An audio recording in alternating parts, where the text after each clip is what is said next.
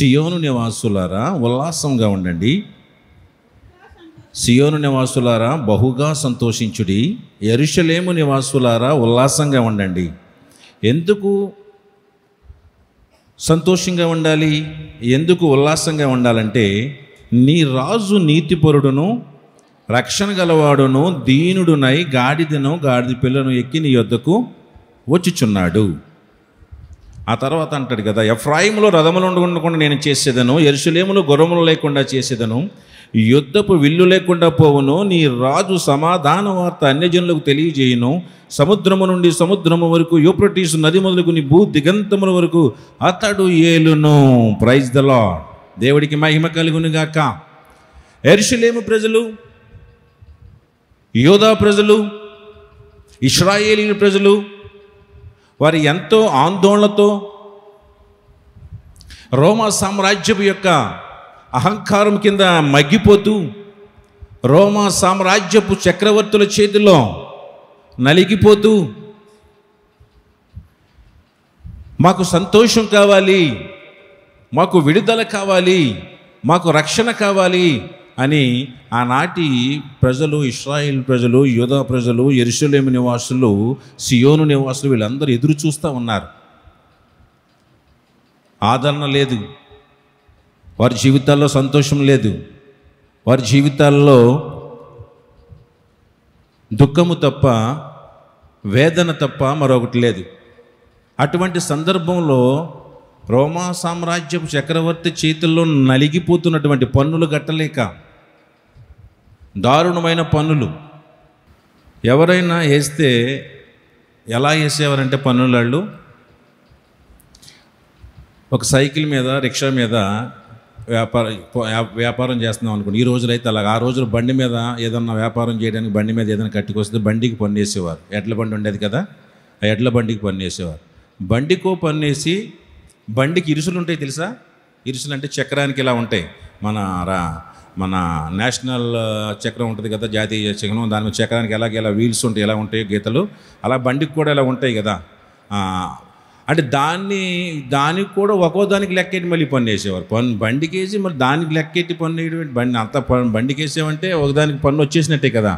మళ్ళీ ఆ బండి చక్రానికి ఉన్న వీల్స్ని లెక్కెట్టి వాటికి పన్నులు వేసేవారు. అంటే వాళ్ళ ఇష్టానుసారమైన పన్నులు వేస్తూ, వసూలు చేస్తూ, ప్రజల్ని అన్ని విధాలుగా ఇబ్బందులకు గురి చేస్తూ బ్రతకటం కష్టమైన పరిస్థితుల్లో ఉన్నప్పుడు వాళ్ళు ఎన్నో ఆశలు పెట్టుకున్నారు. వాళ్ళ రక్షకుడు వస్తాడు, మనల్ని రక్షించేటువంటి ప్రభువు వస్తాడని చెప్పి అంతకుముందు ఇలా జకర్యా గ్రంథంలో కానీ, యెషయా గ్రంథంలో కానివ్వండి, ఇంకా ఆయా చోట్ల రాయబడినటువంటి ప్రభు వస్తాడు, ప్రభు ఆయన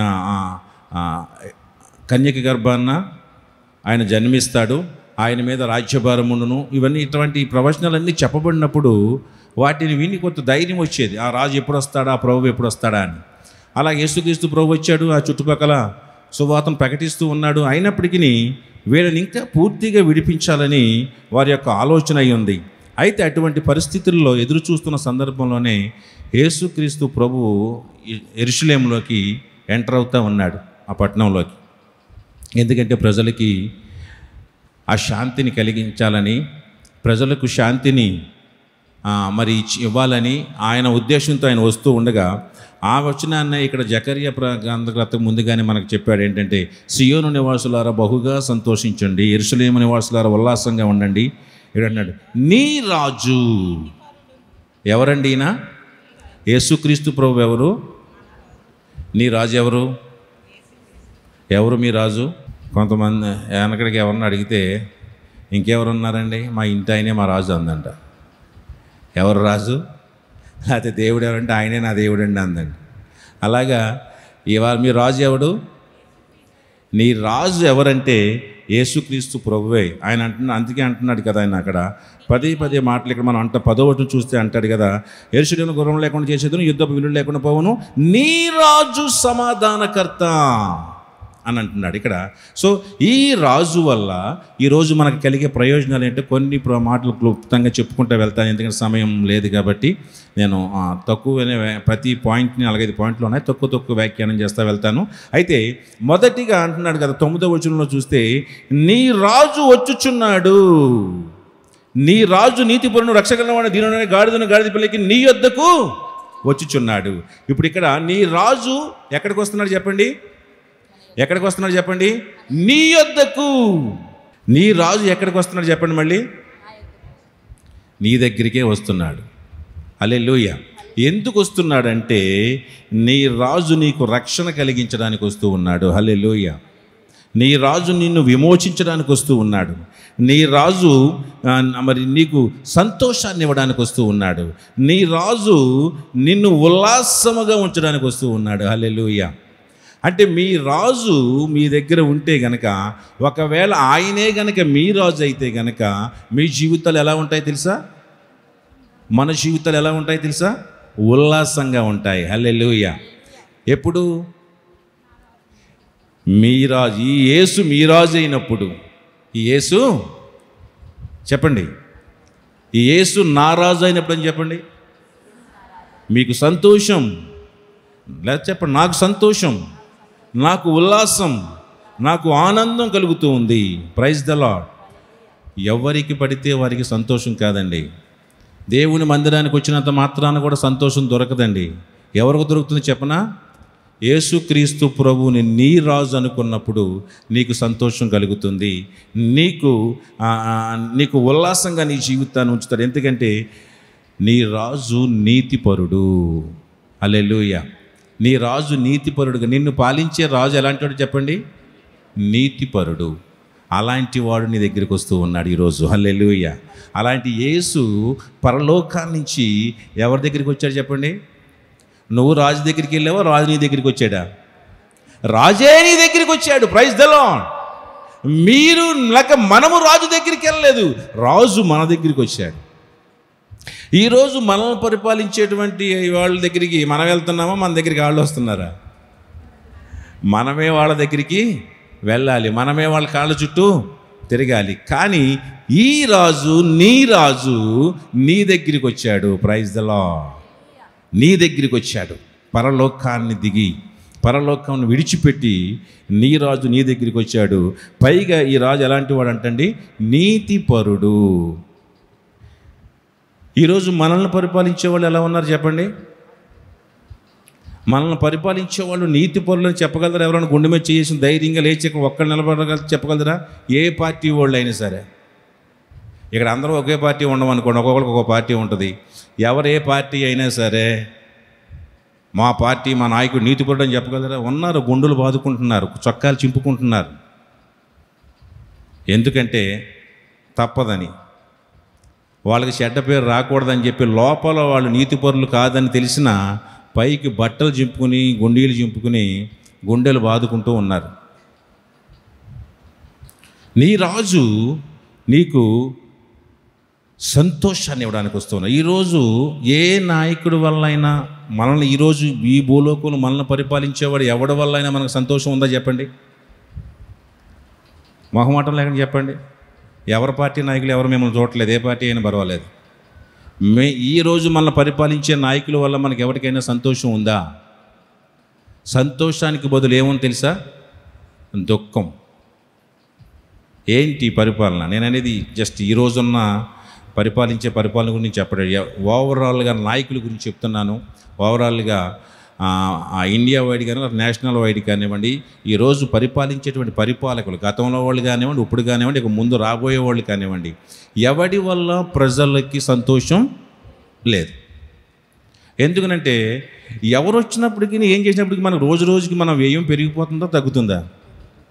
ఖర్చులు పెరిగిపోతూ ఉన్నాయి, రేట్లు పెరిగిపోతూ ఉన్నాయి, నిత్యావసరాలు పెరిగిపోతూ ఉన్నాయి, పన్నులు పెరిగిపోతూ ఉన్నాయి,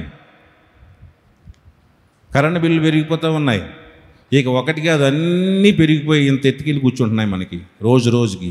ఎవరు వచ్చినా సరే ఎవరి స్థాయిలో వాడు పెంచుకుంటూ పోతూ ఉన్నారు. సంతోషం ఏమైనా ఉందా మనకి? దుఃఖం తప్పితే, బాధ తప్పితే రెక్కలు ముక్కలు చేసుకుని సంపాదించి మరలా దాన్ని ఏం చేస్తున్నాం చెప్పండి? మళ్ళీ ఖర్చు అయిపోతున్నాయి, కట్టే లేకపోతే మనకు పని అవ్వదు. బిల్లుల రూపంలోనో, ఆ రూపంలోనో, ట్యాక్సుల రూపంలోనో ఏదో ఒక రూపంలో వెళ్ళిపోతూ ఉన్నాయి. కానీ ఈ రోజుల్లో ఏ రాజును మనం పరిపాలించేటువంటి, అంటే ఈ రోజుల్లో రాజరికం లేదు కాబట్టి అధికారులు అంటున్నాం, ఆ రోజుల్లో అయితే రాజరికం అయితే రాజులు అంటాం. సో ఏ రాజు మనం పరిపాలించేటువంటి ఏ రాజు వల్ల కూడా మనకి ఏం లేదు చెప్పండి, సంతోషం లేదు, ఉల్లాసం లేదు. కానీ ఎందుకని అంటే నీతిపరులు కాదు మనల్ని పరిపాలించేవాళ్ళు. మనల్ని పరిపాలించేవాళ్ళు ఎవరు కూడా నీతిపరులు. లాస్ట్లో చెప్తాను, ఇంకా బయట ఎవరు యవనస్తులు లేరు కదా, ఉంటే వచ్చేమనండి, ఇంకా దాని గురించి ఇంకా వివరిస్తాను లాస్ట్లో. సో ఇటువంటి రాజు నీ దగ్గరికి వస్తూ ఉన్నాడు కాబట్టి మనం ఎలా ఉండాలంటండి, సంతోషంగా ఉండాలి, ధైర్యంగా ఉండాలి, మనల్ని ఉల్లాసంగా ఉండండి. ఇక మీ దుఃఖాన్ని తీసేయండి, మీ బాధను తీసేయండి, మీ వేదన తొలగించుకోండి. సియోను నివాసులారా బహుగా సంతోషించండి. లేకపోతే నిడదవోలు ప్రజలారా బహుగా, ఇంకా లేదంటే మరణాత టెంపుల్ సభ్యులారా సంతోషంగా ఉండండి, బహుగా సంతోషించండి, ఉల్లాసంగా ఉండండి. నీ రాజు నీ యొద్దకు వస్తూ ఉన్నాడు, నీ రాజు నీతిపరుడై ఉన్నాడు కాబట్టి నీవు ఇంకా సంతోషించమని దేవుని లేఖనాలు తెలియజేస్తూ ఉన్నాయి. ఆయన వచ్చి ఏం చేస్తాడని తెలుసా? ఎఫ్రాయిములో రథములు లేకుండా నేను చేస్తాను, యెరూషలేములో గుర్రములు లేకుండా చేస్తాను, యుద్ధపు విల్లు లేకుండా పోనంటే యుద్ధాలు చేసే పరిస్థితి లేదు. సమాధానపరిచేస్తాను నీ చుట్టుపక్కల వాళ్ళని, నీ చుట్టుపక్కల రాజ్యాన్ని నెమ్మది చేసేస్తాను. ఎఫ్రాయిములో రథాలు ఉండవు, యెరూషలేములో గుర్రాలు పరిగెత్తక్కర్లేదు. గుర్రాలు ఎప్పుడు పరిగెడతాయి, ఎందుకు పరిగెడతాయి? యుద్ధం చేయడానికి పరిగెడతాయి. ఇక గుర్రాలు లేకుండా చేస్తానంటే ఏముండవు ఇక్కడ, యుద్ధాలు లేకుండా చేస్తాను, విల్లు లేకుండా పోతుంది. విల్లు కూడా అంటే బాణం వాడాల్సిన పరిస్థితులు ఉండవు అని దేవుడు చెప్తున్నట్లుగానే ఈరోజు దేవుడు మనకు చెప్తున్నాడు మరొక ఈ మాటను బట్టి, ఈ సందర్భాన్ని బట్టి ఏంటంటే దేవుడు అంటున్నాడు, ఈరోజు నీ కుటుంబంలో యుద్ధములు లేకుండా చేస్తాను, నీ ఇంటిలో పోరాటాలు లేకుండా చేస్తాను, నీ ఉద్యోగంలో కానీ, నీ వ్యాపారంలో కానీ, నీ పనిలో కానీ, నీ చదువులో కానీ నీకు ఎదురొచ్చే ప్రతి దాన్ని తొలగించేస్తాను. ఇక నువ్వు విల్లు వాడాల్సిన అవసరం, యుద్ధం చేయాల్సిన అవసరం నీకు లేదు. హల్లెలూయా. కాబట్టి ధైర్యంగా ఉండండి, సంతోషంగా ఉండండి, వాటిని అన్నిటిని నేను తీసేస్తానని చెప్పేటువంటి రాజు నీ వద్దకు వస్తూ ఉన్నాడు. Praise the lord.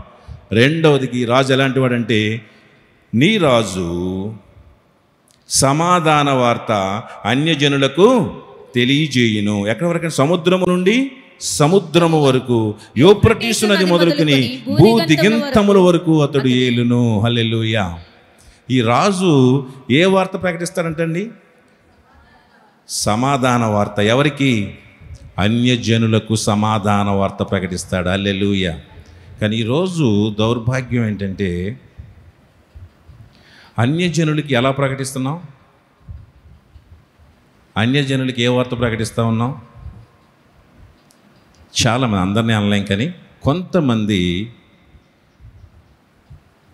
ఇష్టానుసారమైన మాటలతో నోటికొచ్చినట్లుగా ఎదుటివారిని రెచ్చగొట్టి, ఎదుటివారిని గాయపరిచి, ఎదుటివారికి బాధ కలిగేలాగా సువార్త చెప్తూ ఉన్నారు. యేసుక్రీస్తు ప్రభు అటువంటి సువార్త చెప్పలే. అన్యజనులకి ఎలాంటి వార్త చెప్పాడండి? సమాధాన వార్త. సమాధాన వార్త చెప్పాడు దేవుడు. కానీ ఈరోజు కొంతమంది దౌర్భాగ్యం, అది మరి ఏమనుకోవాలో తెలియదు, కానీ సువార్తను ప్రకటించడానికి నోటికొచ్చిన మాటలు మాట్లాడుతూ అన్యజనులను రెచ్చగొట్టే విధంగా ప్రసంగాలు చేస్తూ వాళ్ళని కించపరిచేలాగా బోధలు చేస్తూ ఉన్నారు. అటువంటి బోధ మనల్ని దేవుడు చేయమనలేదు. మన రాజు ఎలాంటి వార్త ప్రకటించాడండి? సమాధాన వార్త ప్రకటించాడు. మనం ఎవరిని దూషించకూడదు. దూషించి నువ్వు పోతావరా, నువ్వు నాశనం అయిపోతావరా, ఇది కాదుగా దేవుడు ప్రకటించిన వార్త. అన్యజనులకి ఎలాంటి సువార్త ప్రకటించాడండి? సమాధాన వార్త. ఒకవేళ లేదు, వాళ్ళు వినలేదనుకోండి, దేవుడు ఏం చేయమన్నాడు చెప్పండి? ఏం చేయమన్నాడు? మీ కాళ్ళ పాత దులిపేయండి, అది రేపొద్దున అక్కడ సాక్ష్యం దుమ్ము దులిపొచ్చేయండి, మీరేం అనొద్దు. కానీ ఈ మధ్యన కొంతమంది రారా చూసుకుందామంటే మాకు బలం లేదో చూసుకుందామని. దేవుడు అలా చెప్పమన్నాడా? ఏం చేయమన్నాడు? దుమ్ము దులిపొచ్చేయండి, అది చెప్పుద్దు రేపు సాక్ష్యం వాళ్ళ మీద, అప్పుడు చెప్తాను వాళ్ళ సంగతి. నేను చెప్తాను, మీకు ఎందుకు? చెప్పడం వద్దంటే వచ్చేయడం అంతే. నువ్వు వినకపోతే నువ్వు నాశనం అయిపోతావురా, నువ్వు నరకానికి పోతావురా. ఇలాంటి వార్త మన ప్రభు చెప్పమనలేదు, ఎన్నడూ కూడా చెప్పడానికి వీల్లేదు. ఇంకా వాళ్ళకి అర్థం కాలేదు. ఇంకా దౌర్భాగ్యం ఏంటి తెలుసా? దేవుడు అన్నాడు, వాళ్ళు వినలేదు, మూర్ఖత్వంగా మాట్లాడుతున్నారు అనుకోండి. దేవుడు ఏమన్నాడంటే, పందుల ముందు ముత్యాలు వేయకండి. ముత్యం విలువ పందుకి ఏం తెలుస్తుంది? సో కొంతమందికి దేవుడి మాటల యొక్క విలువ, దేవుడి మాటలు ముత్యం లాంటిది. అది దాని విలువ తెలియనివాడు ముందు వేయకండి. ఎందుకు వాడితో వాదన, వ్యర్థ వాదన. వారు తమ వాదనల యందు వ్యర్థులైరి అంటున్నాడు పౌలు. వాదనల యందు ఏమయ్యారు? వాళ్ళు వాదన పెట్టుకుంటే వ్యర్థులు అయిపోతారు. మనిషిని గెలవలేరు. మనిషిని గెలిచేది వాదన కాదు, డిబేట్లు కాదు. నాకే జ్ఞానం ఉందన్నట్టుగా నీ జ్ఞానం ఉంటే నా జ్ఞానం, నాకు జ్ఞానాన్ని చూపించుకునేది కాదు సువార్త ప్రకటించడం అంటే. సువార్త ప్రకటించేది సమాధాన వార్త అయి ఉండాలి, క్షమాపణ ఇచ్చేటువంటి వార్తగా ఉండాలి, ఆదరించేటువంటి వార్తగా ఉండాలి. కానీ లేక కొన్ని హెచ్చరించే మాటగా ఉండాలి తప్ప కానీ వాళ్ళని దూషించేటువంటి వార్తగా కాదు. దేవుని సువార్త అనేది వాదించేది కాదు. వాదనతో ఏ మనిషిని మనము గెలవలేము. సమాధానంతోనే, మంచితనంతోనే ఒక వ్యక్తిని మనము గెలవగలం. కాబట్టి యేసుక్రీస్తు నీ రాజు ఎలాంటి వాడంటే సమాధాన వార్త అన్ని జనులకు ప్రకటించేటువంటి దేవుడు నీ రాజు. హల్లెలూయా. కాబట్టి మనం కూడా అలాగే ఉండాలని ప్రభు పేరట మీకు మనవి చేస్తూ ఉన్నాను. ఆ తర్వాత 11వ వచనం చూస్తే అక్కడ అంటాడు కదా, మరియు నీవు చేసిన నిబంధన రక్తమును బట్టి తాము పడిన నీరు లేని గోతులో నుండి చెరపట్టబడిన నీ వారిని నేను విడిపించేదను. Praise the lord. దేవుడు నీ రాజు ఎలాంటి వాడు అంటండి? నీ రాజు నిన్ను విడిపించును. Praise the Lord. నీ రాజు ఎలాంటి వాడండి? నిన్ను విడిపించేవాడు. మరియు నీవు చేసిన నిబంధన రక్తమును బట్టి తాము పడిన నీరు లేని గోతిలో నుండి చెరపట్టబడిన నీ వారిని నేను విడిపించేదను. Praise the lord. ఈరోజు నువ్వే బంధకాల్లో ఉన్నావో, ఎవరు ఏ గోతులో పడ్డారో, వాళ్ళు ఎలాంటి పడ్డారంటే నీరు లేని గోతులో పడ్డారంట. నీరు లేని గోతులో పడ్డారు. అలాగే కొన్నిసార్లు మనం ఎన్నో గోతుల్లో మనం పడతా ఉన్నాం. మనము పడిన గోతులో నుండి నీ దేవుడు, నీ రాజు నిన్నేం చేస్తాడంట? నిన్ను విడిపిస్తాడు. ఈరోజు ఎక్కడో చోటున ఎవరో ఒకరు, ప్రతి ఒక్కరు ఏదో గోతులో పడ్డవాళ్లే. కొంతమంది ఏమో ఏ గోతులో పడ్డారు చెప్పనా? వీళ్ళేమో నీరు లేని గోతులో పడ్డారు. కొంతమంది ఇక్కడ కొంతమంది ఎలాంటి గోతులో పడతారు చెప్పనా? ఇంకో గొయ్యి కూడా ఉంది. ఏం గొయ్యి అది? ఇంకో గొయ్యి కూడా ఉంది. ఏం గొయ్యి అది? నీళ్ళున్న గొయ్యమ్మా, జిగట గల దొంగ. ఇంకో గొయ్యి చెప్తాను నేను. నువ్వు తీసుకున్న గోతులో నువ్వే పడ్డవాళ్ళు ఉన్నారు. ఎవరు తీసుకున్న గోతులో వాళ్ళే. ఆ గోతుల్లో కూడా మనకు ఒక్కొక్కసారి మనకు ఎవడో గొయ్యి దవ్వక్కర్లేదు, మన కాలి కింద మనమే దవ్వేసుకుంటూ ఉంటాం. మహా తెలివైన వాళ్ళం అనమాట. అందుకని లేదా ఎవడికో తీస్తాం గొయ్యి, ఎవడికో అని తీస్తాము. మొత్తానికి వెళ్ళి ఆ గోతులు ఎవరు పడతాం? మనమే పడతాం. అయితే అటువంటి గోతులో నీవు ఎటువంటి గోతులో పడినా, నీళ్లు లేని గోతులో పడినా, నువ్వు తీసుకున్న గోతులో నువ్వే పడినా, జిగటగల దొంగ గోతులో పడినా, నీళ్లున్న గోతులో పడినా, మొత్తానికి ఈరోజు ఒక గొప్ప మాట ఏంటంటే, ఈరోజు నీ రాజు నిన్ను విడిపించును. Praise the Lord. నీ రాజు నిన్ను విడిపించును. ఏ పరిస్థితుల్లో ఉన్నావో, ఏ బంధకాల్లో ఉన్నావో, ఏ యొక్క బంధకాలను చిక్కుబడి ఏ గోతులో నువ్వు ఉన్నావో, ఏ గోతులో నువ్వు ఉన్నప్పటికీ ఆ గోతులో నుంచి పైకి రావడానికి నీ వల్ల నీకు చేత కాదు, కానీ నిన్ను పైకి లాగడానికి నీ రాజు వస్తూ ఉన్నాడని చెప్పి అదే రాజు. ఈ రాజు ఆనాడే జకర్యా యెరూషలేము ప్రజలకి, ఇశ్రాయేలు ప్రజలకి జకర్యా ద్వారా ఈ యొక్క ఆదరణను, ప్రవచనం ప్రకటిస్తున్నట్లుగానే ఈరోజు అదే మాటను మనకు కూడా నీ రాజు నిన్ను విడిపించేవాడు అయి ఉన్నాడు. ఎందుకనంటే, మరియు నీవు చేసిన నీ నిబంధన రక్తమును బట్టి దేవుడు మనకు నిబంధన చేశాడు. మనల్ని విడిపిస్తానని, మనల్ని గొప్ప చేస్తానని, మనల్ని ప్రతి బంధకాల నుంచి మనల్ని విడిపిస్తానని దేవుడు మనకు చేసిన వాగ్దానాన్ని బట్టి దేవుడు వాగ్దానం చేసి మర్చిపోయేవాడు కాదు. దేవుడు నమ్మదగిన దేవుడు. అటువంటి దేవుడు తన యొక్క వాగ్దానాన్ని బట్టి మనల్ని విడిపించడానికి వస్తున్నాడు. కాబట్టి నిన్ను విడిపించేవాడు ఎవరు చెప్పండి? ఎవరు? నీ రాజు. నీ రాజు నిన్ను విడిపించడానికి వచ్చాడు. అట్టి రాజు మనకున్నాడని మనం బంధకములలో పడి ఉండి నిరీక్షణ గలవారులారా. ఎక్కడ పడ్డాం మనం? బంధకములలో పడ్డాం. బంధకముల్లో పడి కూడా మనకి ఎలా ఏముంది చెప్పండి? ఈరోజు నిరీక్షణ ఉంది. బంధకాల్లో పడిన వాడికి, గోతులో పడిన వాడికి కూడా నిరీక్షణ ఉంది. అది అంటారు ఒక క్రైస్తవుడికి మాత్రమే ఆ నిరీక్షణ ఉంటుంది. హల్లెలూయా. బంధకములలో పడి ఉండి కూడా నిరీక్షణ గలవారులారా, మీ కోటను మరలా ప్రవేశించుడి రెండంతలుగా. కాబట్టి బంధకములో పడి ఉండి కూడా నిరీక్షణ కలిగి ఉండాలి మనం. ఇవాళ నీవు ఏ బంధకంలో నువ్వు పడి ఉన్నప్పటికీ, ఏ గోతులో నువ్వు ఉన్నప్పటికీ నిరీక్షణ అనేది నువ్వు కోల్పోకూడదు. ఎందుకంటే నీ రాజు నిన్ను విడిపించేవాడై ఉన్నాడు. Praise the Lord. మరొక 4వ మాట దీవెన ఏంటంటే, నీ రాజు నీకు రెండంతల మేలు చేయును. Praise the Lord. మీరు కోటను మరలా ప్రవేశించుడి, రెండంతలుగా మీకు మేలు చేసేదనని నేడు నేను మీకు తెలియజేయుచున్నాను. హల్లెలూయా. ఇప్పుడు చెప్పండి, దేవుడు మీకు ఎంత బ్లెస్సింగ్ ఇస్తాడు? మనకి ఎంత ఇస్తాడు బ్లెస్సింగ్? రెండంతలు, double blessing. Praise the lord. రెండంతల మేలు నేను మీకు చేస్తానంటే, ఇప్పటికి మీరు ఎంత నష్టపోయారో,